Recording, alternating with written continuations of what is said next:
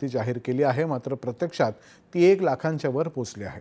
आता 150 दिवसांच्या कार्यक्रमात सर्व विभागांना आकृतीबंध सुधारून भरती सेवा नियम नव्याने तयार करायच्या सूचना दिल्या आहेत। ते होताच मेगा भरती प्रक्रिया सुरू केली जाईल अशी घोषणा मुख्यमंत्री देवेंद्र फडणवीस यांनी आज विधानसभेत केली। सर्व जात वैधता तपासणी समित्या स्थापन केल्या आहेत। ही वैधता तपासणी करण्याची प्रक्रिया सुलभ करण्यासाठी एक समिती स्थापन केली आहे, त्यामुळे ही कारवाई अधिक पारदर्शी आणि गतिमान होईल असं मुख्यमंत्र्यांनी संबंधित लक्षवेधी सूचनेच्या उत्तरामध्ये सांगितलं। राज्यातल्या 6807 इतक्या जागांवरती बिगर आदिवासी कर्मचारी आढळून आले आहेत आणि त्यांना अधिसंख्य पदावर स्थानांतरित करून ही पदं रिक्त केली आहेत। त्यापैकी 1343 पदं भरली गेली आहेत, तर उर्वरित पदं भरण्याची प्रक्रिया सुरू आहे।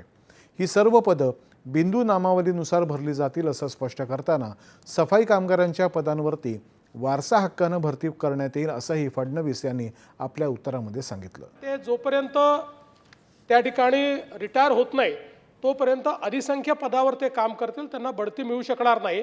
अशा प्रकारे हा निर्णय घेण्यात आला आणि आपण असाही निर्णय घेतला की ही जी पदं रिकामी झाली आहेत, जी समजा शेड्यूल ट्राईबची बिंदू नामावली आहे, यात मॅक्सिमम शेड्यूल ट्राईबच आहेत, शेड्यूल ट्राईबची जी बिंदू नामावली आहे त्या बिंदू नामावलीनुसार याची भरती आपण सुरू करायची असा आपण निर्णय घेतला।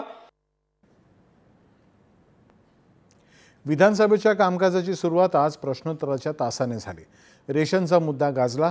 राज्यामध्ये रेशनसाठी पुरवण्यात येणाऱ्या तांदूळ खरेदी आणि वितरणामध्ये भ्रष्टाचार होत असल्याच्या तक्रारींवरती चौकशी करावी आणि अधिवेशन संपण्यापूर्वी त्याचा अहवाल सभागृहाला सादर करावा अशी सूचना अध्यक्ष राहुल नार्वेकर यांनी केली।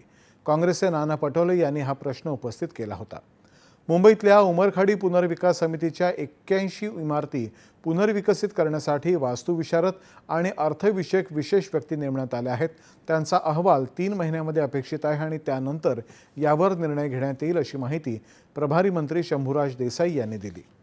सभागृहाचे दिवंगत सदस्य अशोक पाटील रोणगावकर आणि लहानू अहिरे यांच्या निधनाबद्दल त्यांना आदरांजली वाहण्यात आली। अध्यक्षांनीच याबाबतचा प्रस्ताव मांडला होता।